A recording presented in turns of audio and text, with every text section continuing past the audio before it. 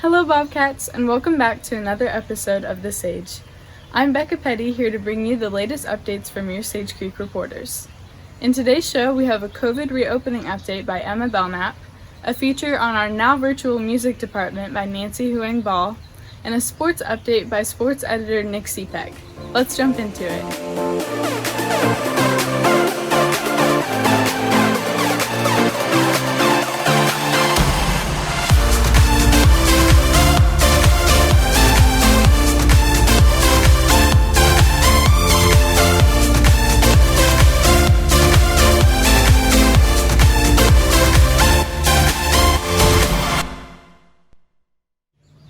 Welcome back. Our administration is constantly updating COVID procedures to keep up with the changing times. The board recently ruled that students will be returning to campus after Thanksgiving break. Here's reporter Emma Belnap with more information about COVID statistics this week and what our administration is doing to adjust to them. As of October 19th, San Diego has reported 52,418 positive COVID-19 cases, and the death toll has risen to 853.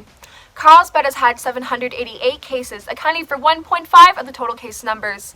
San Diego County is currently in the red tier and is fearful falling into the purple tier, which would bring a plethora of new county restrictions. San Diego only needs 7 cases per 100,000 people in order to fall into the purple tier, and at the moment the case rate is 6.8. Experts fear that with holidays such as Halloween and Thanksgiving right around the corner, that San Diego County will fall back into the purple tier. But because we are still in the red tier, schools have proceeded with a reopening plan, one of these being Sage Creek High School. Even though students were informed they would not make a return to campus until after winter break, there is now a possibility that students will be able to return to school after Thanksgiving break at the start of the second trimester. As more information unfolds, we will be sure to inform the student body. Thank you for listening. This has been Emma Belnap, sending it back to Thanks, Emma. In the midst of virtual learning, a lot of our hands-on programs have had to adapt to functioning fully online, including the music department. Without being able to practice instruments together in person or to use school equipment, it's a wonder that our school music program has continued to operate so successfully this fall. Here's reporter Nancie Huang-Ball with more information. Thanks, Becca. Typically, when we imagine orchestra or band, we envision a group of students performing together. However, due to COVID-19 and virtual learning, that can't happen traditionally anymore. I spoke to music director Ms. QUIñones to get some insight on how the music classes have adjusted to virtual learning. I don't think that it's less than it used to be. I think that there's just a different focus for sure. I mean, one of the downsides is we don't get to play music in real time because of latency, which is the delay in internet. So if we all tried to sing happy birthday at the same time, it would sound like a cacophony. So we can't play at the same time. But what we've started doing instead of that is we've started recording projects, and we're preparing for our fall concert that's coming up. Since students can't play together live, there's a lot of asynchronous or independent work, and they have been able to learn more music theory.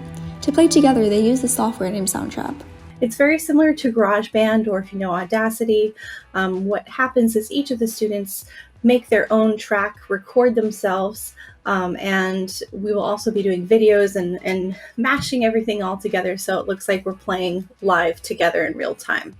So what happens is students put all of their audio, and then I edit each individual track to make sure that they line up, that it sounds like they're playing together, all the timing is good. I also spoke to a few students to get their thoughts on virtual music class.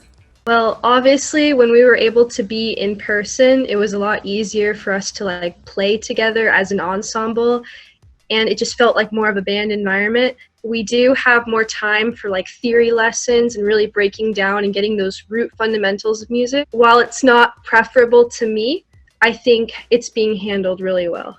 So before school closed, we would meet for about an hour and 10 minutes. We would rehearse for most of the time. Post school closure, we are online, but we aren't playing. We barely are. Where most of our performance and most of our practice with the music we're playing in class is done asynchronously.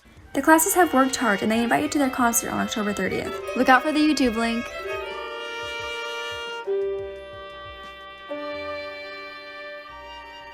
This has been Nancie Huang-Ball reporting for The Sage. Now back to you, Becca. You could say one pro to the pandemic is the creative problem-solving skills that teachers and students have shown. Along these lines, both Sage Creek and professional sports have had to problem solve how to make the best out of their seasons this year. Here's sports editor Nick Cepek with information about sports returning to campus and the MLB playoffs. Hello Sage Creek, I'm Nick Cepek.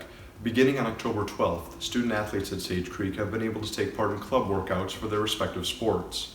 In the MLB, the Los Angeles Dodgers will play the Tampa Bay Rays today in the second World Series game. The Dodgers' appearance in the 2020 World Series is their third in 4 years. In the NFL, the Los Angeles Chargers are 1-4 coming off their bye week and will play the Jacksonville Jaguars on Sunday. The San Francisco 49ers, now 3-3, following their win this weekend, will play the New England Patriots on Sunday. Los Angeles Rams, now 4-2, following their loss this weekend, will play the Chicago Bears on Monday Night Football. For more information on sports at Sage Creek, please visit thesagenews.com.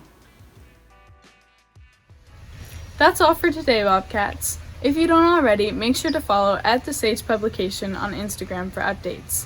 And also head over to thesagenews.com for all the new articles, including movie reviews, student features, and lots of online resources to aid you during virtual learning. Thank you for watching. This has been Becca Petty reporting for The Sage.